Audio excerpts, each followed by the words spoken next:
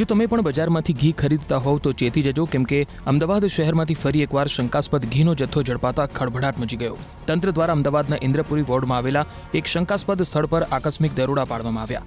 આ દરોડા દરમિયાન આશરે 31 લાખની કિંમતનો 4860 કિલો શંકાસ્પદ ઘીનો જથ્થો મળી આવ્યો, જેને તાત્કાલિક અસરથી સીઝ કરવામાં આવ્યો. ચોંકાવનારી વાત એ છે કે આ ઘી બજારમાં રિધમ કાઉ ઘી અને વચનામૃત કાઉ ઘી જેવા નામો અને બ્રાન્ડ હેઠળ વેચવામાં આવી રહ્યું હતું. હાલમાં આ તમામ શંકાસ્પદ ઘીના સેમ્પલ લઈને લેબોરેટરી ટેસ્ટિંગ માટે મોકલી આપવામાં આવ્યા અને લેબ રિપોર્ટ આવ્યા બાદ આ ભેળસેળિયાઓ સામે કડક કાર્યવાહી કરવામાં આવશે. એમાં ખૂબ મોટા પ્રમાણમાં શંકાસ્પદ ઘીનો જથ્થો કે જે રિધમ ઘી અને વચનામૃત ઘીના નામે વેચાણ કરવામાં આવતો તે મળી આવ્યો હતો. જે પ્રાઇસ ઘીના ડબ્બાઓ પર લખેલી હતી અને જે મેન્યુફેક્ચરર દ્વારા સ્ટોકિસ્ટને આપવામાં આવતું હતું એ પ્રાઇસમાં ઘણો મોટો ફરક જોવા મળે.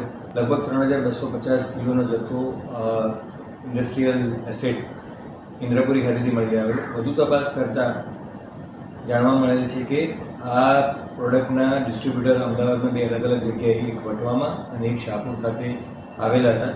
તો તે સમયે ત્યારબાદ તેમાં રેડ કરવામાં આવી અને આ બંને સ્થળોએથી પણ ડિસ્ટ્રીબ્યુટરને પણ લગભગ 1600 કિલો જેટલો ઘીનો જથ્થો જપ્ત કરવામાં આવ્યો છે.